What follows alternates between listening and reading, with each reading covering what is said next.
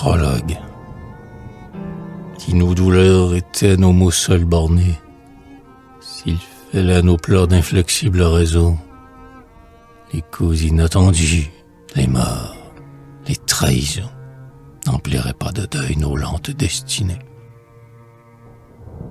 Ce n'est pas de nos cœurs que montent seulement les flots désespérés de la tristesse humaine, mais un flux éternel jusqu'à nous les amène de tout ce qu'avec nous couvre le firmament. Le source en est caché aux entrailles du monde, au profond de la vie, et mêle ses poisons à la sève des bois, au suc des floraisons, à tout ce qui s'élève, à tout ce qui féconde. L'or vivant des raisins, le froment sacré, avec le sang vermeil, le porte dans nos veines, et nous la respirons dans l'odeur des verveines, livrant l'air du soir leur souffle énamouré. Elle nous vient des cieux, des monts et des vallées, des rouges horizons et de l'océan bleu, dans le souffle du vent, sur les ailes du feu, dans le rayonnement des voûtes constellées. De la matière inerte en tous sens débordant, de la pierre insensible elle creuse le port, si au flanc des rochers marins s'évaporent des volcans entr'ouverts et du métal ardent. Cette souffrance vague aux plantes éternelles, ces larmes qu'à nos yeux met un obscur regret. J'en veux. Dans ce silence, écoutez le secret, laissant pleurer en moi les choses fraternelles.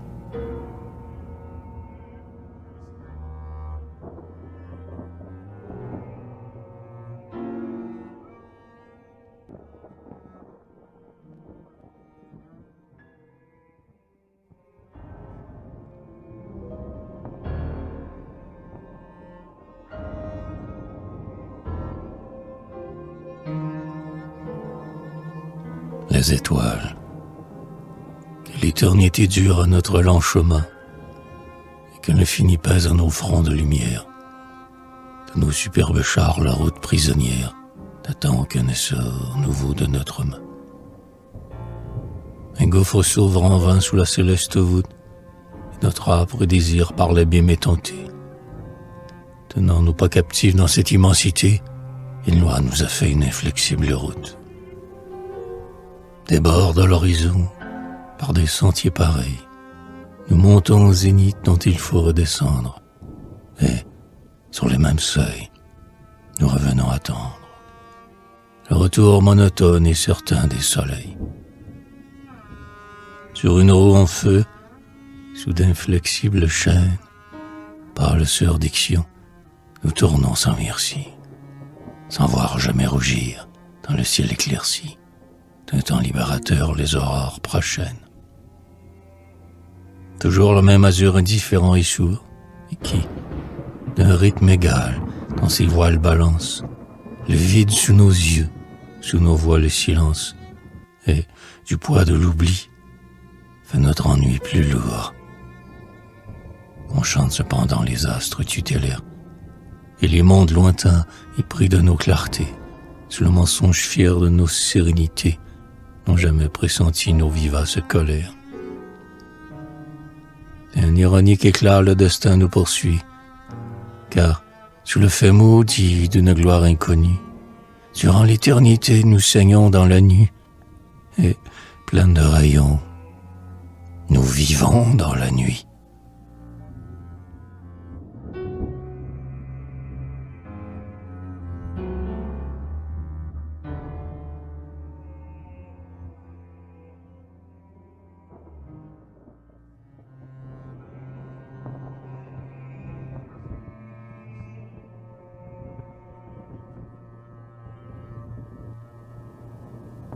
La mer, par l'invisible foi des autant flagellés, et, plein de sanglots dans l'air silencieux, sous l'immobilité magnifique des cieux, je traîne une douleur toujours renouvelée.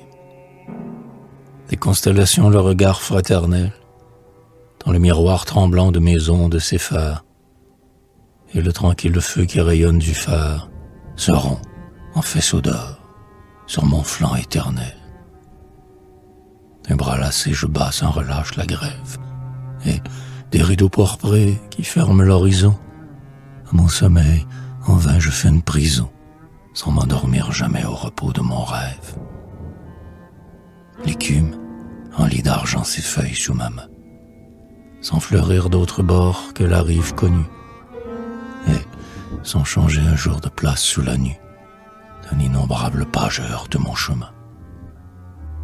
Je sens mon sein gonflé de floraisons superbes, mais dont l'essor s'arrête à mon sol tourmenté, qui ne rafraîchit pas sous les soleils d'été le souffle des parfums ou la fraîcheur des herbes. Comme un poids inutile ou comme un vin ferment, je porte en moi la vie impuissante et profonde, car les destins m'ont fait stérile et féconde, immobile et pourtant toujours en mouvement. Le sillon que je creuse au même instant s'efface, et les vents emportant les germes envolés, ni la splendeur des fruits, ni la gloire des blés, jamais sous le ciel bleu, ne couronne ma face.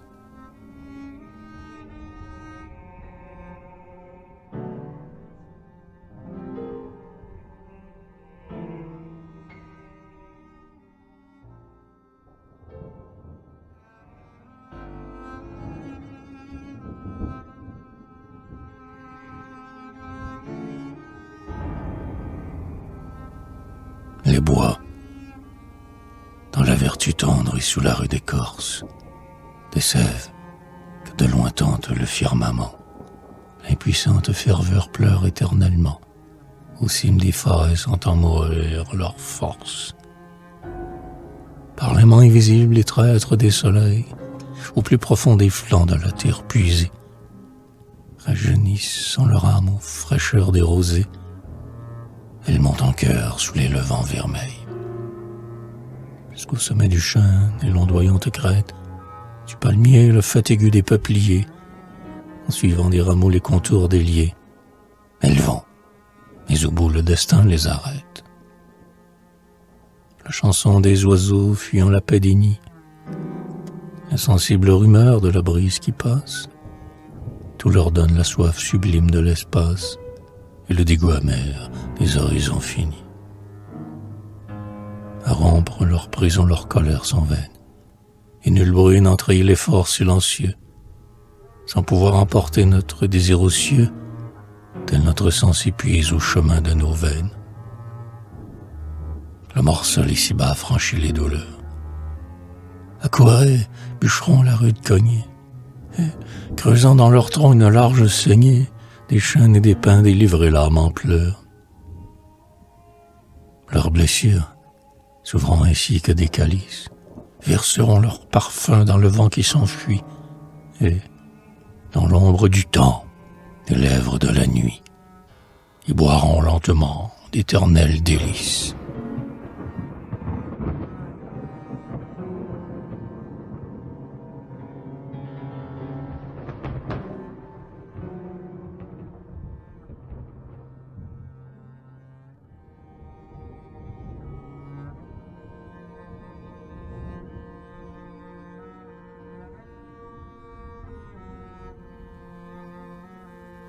Les temples.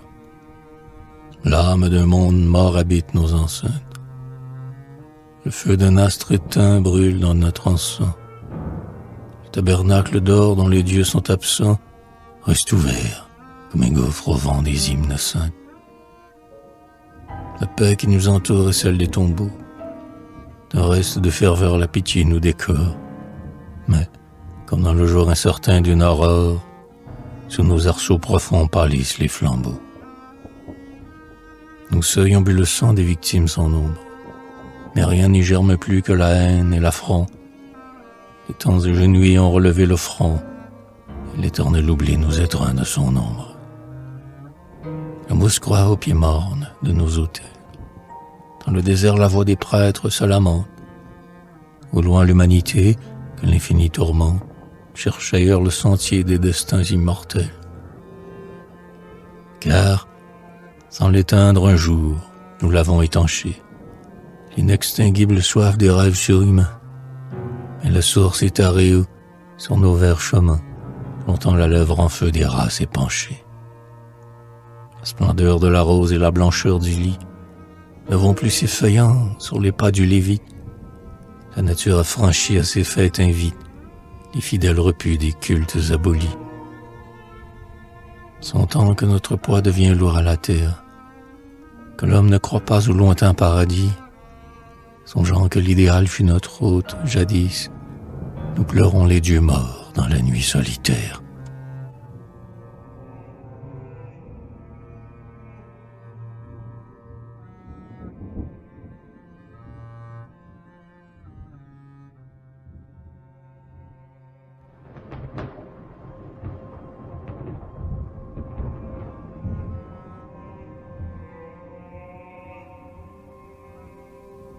Épilogue.